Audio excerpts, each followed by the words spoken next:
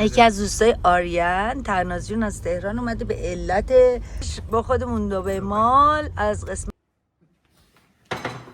نکنین شکست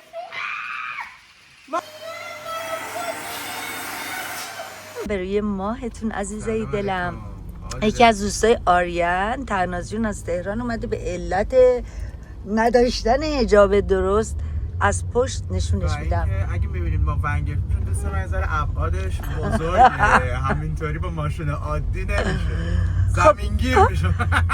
میخوایم ببریمش با خودمون دبی مال از قسمت فشن اونیو هم وارد بشیم بریم که داشته باشیم برگاش بریزه بریم به سابقه دوستی آریان با تناز. 3 تا نور برای من بگیم. بله دیگه سابقه دوستیتون از که تناز تو بگو. روز اول دانشگاه که رفتیم یه دفعه یکی از پشت اینجوری با دستت پشت من بعد من برگشتم گفت وای چقدر شما شبیه چی؟ زیبایی. نه یه چیزی که مته همینه دیگه کارشو بلد بوده دله رو برده. من نگفتم پشتی گفت من نگفتم پشتی گفته آها پنجره و اینا رو چی شد؟ همونجا استارت دوستیمون خورد دیگه تموم شد.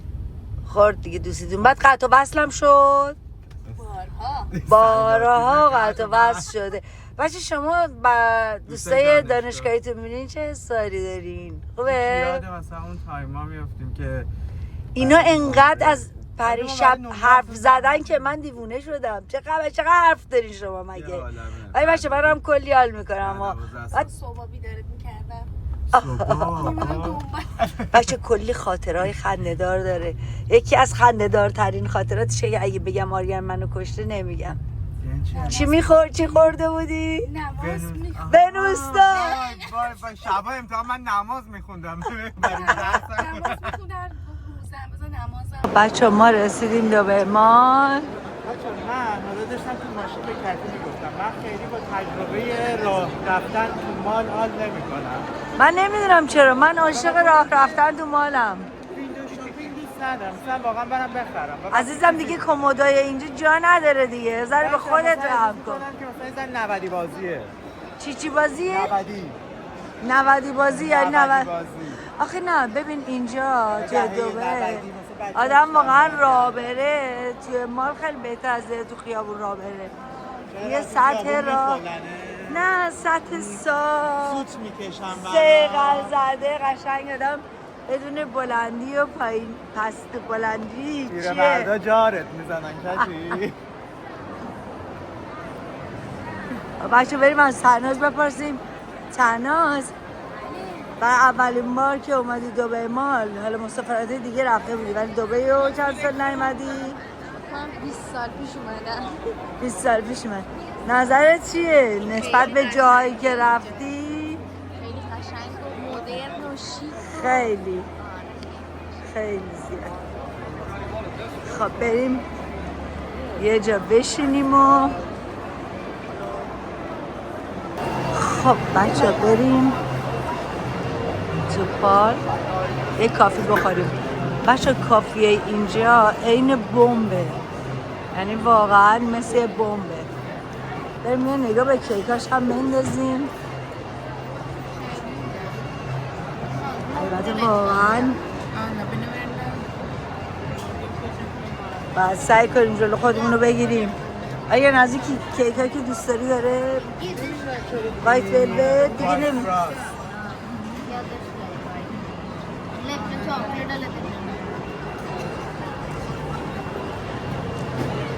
خب بچه اینجا قشنگی فال دبی مال اینه که فضاش که فوق العاده است و 2-3 طرح مختلف زدن.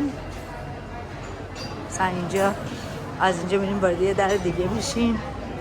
این حالت کتابخونه‌ایه و جالبتر و مهمتر از این که دقیقاً یه فضا بیرون داره که رو به فانتینه. خب بچه ها چیزایی که سفارش دادیم بهنام که هیچی نخورد. چرا؟ رژیمه؟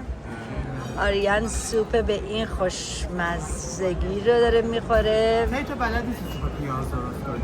دیگه باید دستورش رو ببینم دقیق ببینم چجوریه. خب بچه اینم ببین ماما اگه تو بستنی بلال بخوری یا بستنی سفاری سوسیس سفاری با مدت ها دیگه کاری باهات میتونم انتخاب داشته باشم؟ بله بلال یا یعنی دیگه نخ نمیزنی؟ تا یک هفته نمیگی مناسب تو نیست؟ 3 روز من قول میدم بهت. قول میدی؟ 3 روز بچه به ولای علی اگر تو این 3 روز یه دونه نقبت بلالشو بگیر میخورم. اگه واقعا مزه بلال مناسب منه؟ آره بلاله بلاله بلاله. بازش کن ببینیم آباد بریم حساب کنیم بخوریم ببینیم چجوریه. مجازات من شروع شد. من نه مجازات نیست، تو خودت گفتی بچه گفتیش من بلال دوست دارم بعد عزیزم خدا اصلا برای من بلال بخرد. از این اینو بخورم شاید مناسب هم نباشه. وای بچه بوی کنسرو رو دیدی بعد مدت ها وا میکنی یه بوی فساد و موندگی بوی دونه های ذرتشو یه گاز ها خیلی وحشتناکه. بچه من آبو میزنم نکه چجوری میخوری؟ بد میخوری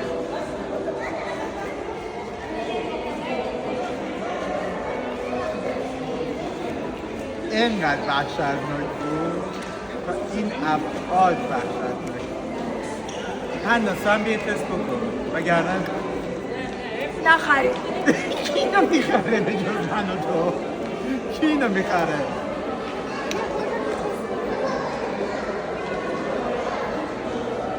ولی مطمئنم بهتم دوست دارم. مزه بستنی شیری میهن میده و علاوه کنسرو ذرت. البته رژیمی فکر کنم نه؟ ولی بذار فکر چند کنم کالری بهتم داره؟ دوست داریم. 80 کالری 150 کالری داره. بستنی نورمال بالاتره. بذارم این چند کالری داره؟ چه چانگچون این بده من بخورم در اینو 100 دوست دارم. گرمش 1100 تا داره. این چند گرمه؟ باشه این 1100 تا کالری داره. یعنی خب بچه این جایزه من بعد از این بستنی بلال بدمزه. چجوری؟ چقدر دو می‌ذارن بچه. فکرم بستنی ذرت. بستنی بلاله رو بدیم دور بشن. تناز نظر راجع به این بستنی بلاله چی بود؟ ذرت مکزیکی یخزده با شکر. ببین این سخت‌تر از سنگم باشه میخوره. آره داری میخوری؟ داری میخوری تا ته؟ بذار حالا نه بد بستنی میخوری واقعا این خیلی لطیفه. من برای چندمین بار لذت بردم از خوردنش.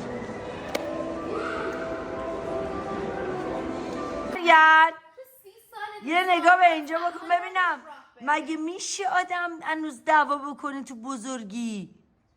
شما بزرگ شدین بی تربیت نکنین شکست. ماما واقعا کارت خیلی زشت. واقعا زشت. واقعا چقدر